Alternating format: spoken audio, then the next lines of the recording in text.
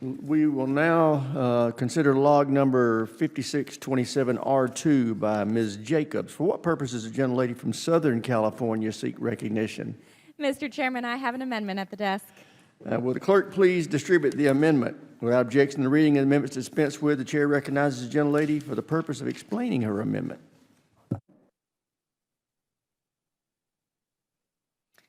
Thank you, Mr. Chairman.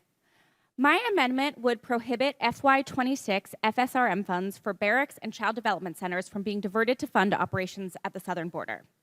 Our military's best asset isn't our fighter jets, it's not our destroyers or our aircraft carriers. It's our service members, but the investments of this committee, the investments of Congress, do not reflect that. Many of our service members are living in barracks that are not up to standards, which compromises their health and their ability to complete their missions. All of us on this committee have seen the horrifying GAO report from the end of 2023. The issue of unsafe barracks is not isolated. It's not a few one-off incidents. It is a systemic problem affecting various bases across the entire country. That's why we have FSRM, or Facilities Sustainment, Restoration, and Modernization Funds, so we can do the necessary renovations, upgrades, and upkeep to ensure the health and safety of our service members. And look, all of you have been to military housing before. We are not talking about building Ritz-Carltons. We're talking about a basic level of health, sanitation, and safety. But unfortunately, we've seen reports that the Army shifted $1 billion, that's right, $1 billion, meant for barracks to instead fund its surge of troops to the southern border. And even if this money were replenished, it should never have been taken from the FSRM accounts in the first place. We don't need additional troops at the southern border, and you don't need to take it from me, though I do live there. Take it from the chairman of the Joint Chief of Staff, General Dan Kane, who agreed with me in front of this committee last month that there's currently no military invasion on our southern border. And again, you all just increased DHS's budget to more than the entire Marine Corps. There's no invasion, there's no need to send our troops to the border, and there's certainly no need to take funds away from maintaining military quality of life infrastructure to do this. So I urge my colleagues to support my common sense amendment that simply says no FY26 FSRM funds for quality of life infrastructure can be diverted to fund operations at the southern border. I yield back. Gentlelady yields back. Chair now recognizes himself. This amendment seeks to outlaw something that isn't happening. Facilities sustainment money authorized and appropriated for barracks and child care facilities is not being spent on border security, and it cannot be reprogrammed for those purposes without congressional approval. This amendment is nothing more than a false effort to raise doubt about the tremendous progress the Trump administration has made to secure our border. I urge all members to oppose the amendment. And with that, I now recognize the gentleman from California, Mr. Garamendi. Thank you, Mr. Chairman.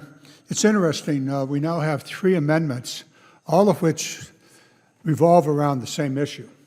Mr. Vasquez raised the issue that walls may not be the best way to prevent immigrants from coming into the United States, that there may be other techniques available. He made a very good argument on that. I attempted to support him with a real-life example. Then Mr. Fallon came forward with how to pay for it, and how to do it in a more cost-effective way, contracting, rather than using military personnel and equipment. That's wise. We ought to be doing that. And then Ms. Jacobs raises the question here with her amendment and the issue that the specific accounts within the Department of Defense's appropriation should not be used for those contracts and for those facilities, remote or whatever they may be. But rather, the argument that I was making, this issue really falls to the Homeland Security and specifically to the $170 billion that is now available as a result of the reconciliation, available to ICE, Customs and Border Patrol, and related immigration activities. That's where this should be paid for. And Ms. Jacobs raises a very, very important point, giving a specific example. We know that the barracks in the Texas base are antiquated, moldy, broken down, toilets don't work, and on and on and on. And we put forth in last year's, actually in this year's legislation that's now in effect, that $1 billion was to be spent to upgrade those facilities for our military personnel, specifically on barracks. There's more over on the housing side of it. And that money is being ripped off. It's being ripped off to pay for a border wall. And so the flow of these three amendments would indicate, first of all, a border wall may not be the solution. It may be the most costly and ineffective solution. There are other solutions available to stem the immigrants from coming across the border in certain places, all well and good. Mr. Fallon raised the issue of contracting. I think that's a good idea. But why should the Department of Defense be the contractor when it should be Homeland Security and specifically ICE or Customs and Border Patrol? So we have a circle here, three amendments, one Republican and two Democrats, all of which come together.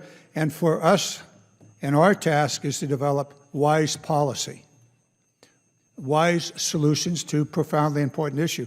I'm not going to debate the wisdom of border security and who did better or who did worse. That's not the point. The point that is facing this committee, what is the best way, given that the committee will probably go to continuing to build some sort of border security system. Let's do it wisely. Let's do it in a way that's most effective, cost effective, and let's make sure that the appropriate governmental entity that is responsible for this, Customs and Border Patrol and ICE, bear the burden of cost as well as the contracting, and that this is not a direct function of the Department of Defense. With that, I really think we have an opportunity here, and I would yield my remaining 57 seconds to Ms. Jacobs. Thank you, Mr. Garamendi. Mr. Chairman, you mentioned that they already can't use this money, but actually here's an article from military.com that the Pentagon diverted $1 billion from Army barracks to fund border mission.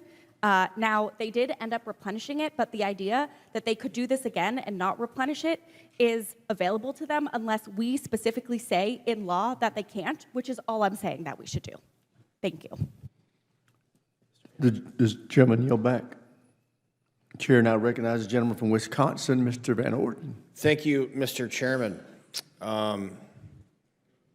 I've lived in barracks as a junior enlisted guy in the United States and in at least 2 other countries.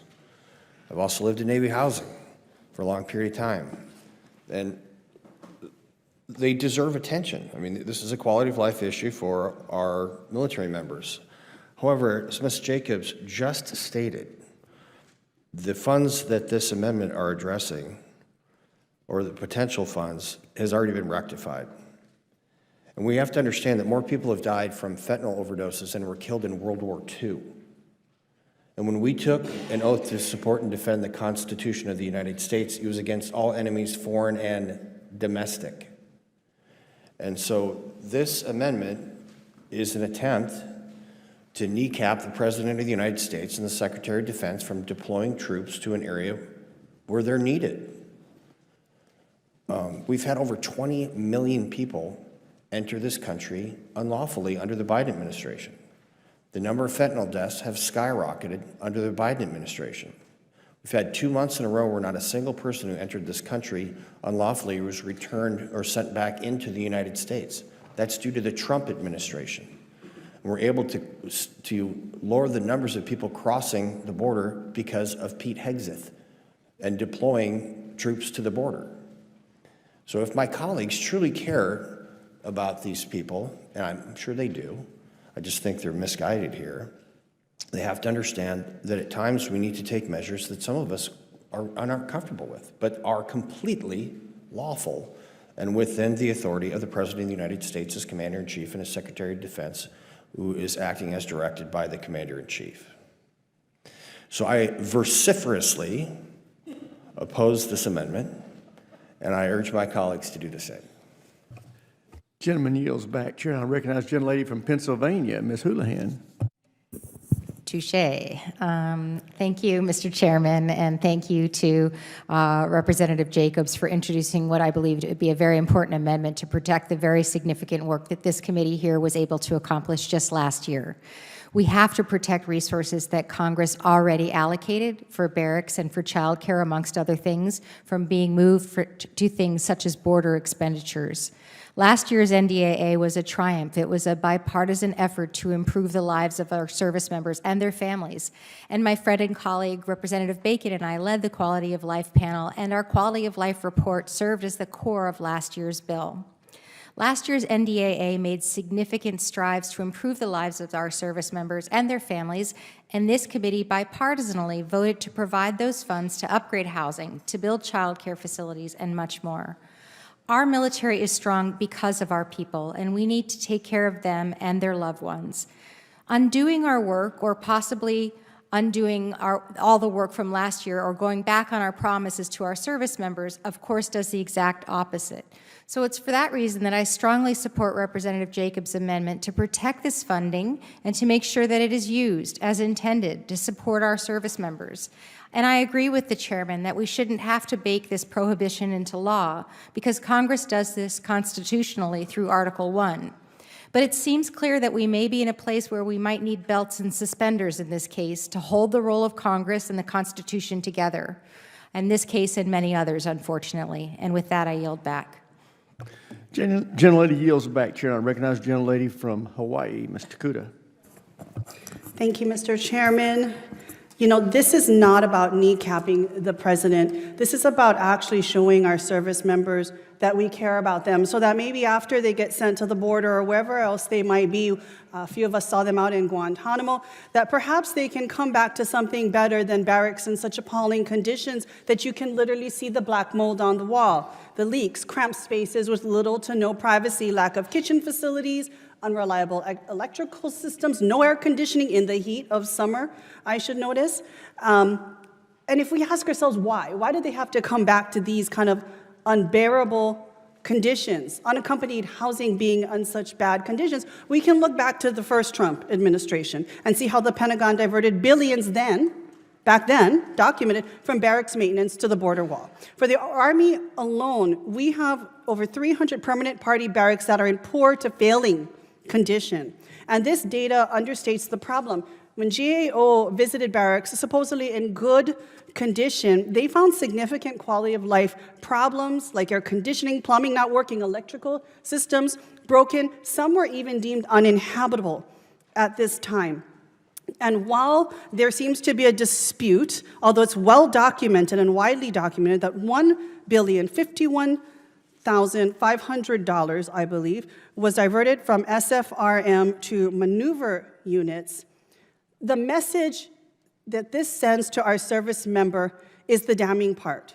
To service members and our families, the discussion, and we know the fact that $1 billion in the first 6 months of this administration was diverted from barracks and quality of life and operations and maintenance to the border, is sending the message that we really don't care about your health and wellness. We want you to sacrifice everything, put it on the line, and essentially we're just going to do what we will with this money, and not Congress. I'm talking about this administration. And by removing $1 billion in the first 6 months from this particular fund, we're essentially guaranteeing that we will ultimately never fix these barracks. And many of us have walked through them. We have seen the mold on the walls ourselves. We have talked to people who have had to live in these uninhabitable conditions.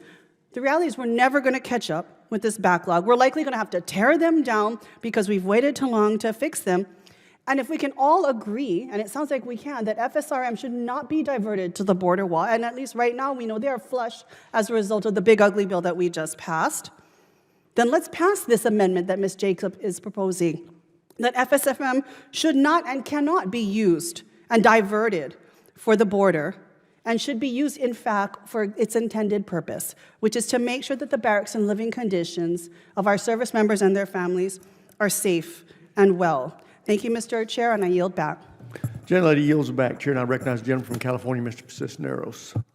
Thank you, Mr. Chairman, and I want to thank my colleague from California for introducing this bill, and I want to thank my colleague from Hawaii for putting it so eloquently, what I was pretty much planning to say, but I will reinforce the point, right? And to my colleague from Wisconsin, this is not meant to take the kneecaps out from the President or the Secretary of Defense, but is to ensure that we take care of the quality of life of our service members and their families, which is important. And I remind the committee that, during the 2019 first Trump administration, that money was taken from the Army to support the border wall. So to say that it can't be happen or that it won't happen is false, because it's already happened before. And so this law would protect those funds, that ensure that the administration carries out what Congress intended for it to carry out, that it actually executes the plan and the budget that Congress put forth. And so that's why I support this amendment. And with that, I yield back. Gentleman yields back. Does any other member seek recognition to speak on Ms. Jacobs' amendment? There being no further debate, the question occurs on the amendment offered by Ms. Jacobs. So many as in favor will say aye. Aye. Those opposed, no. No. Opinion of the chair, the noes have it. Gentlelady would ask for a recorded vote. Recorded vote is postponed until a later time.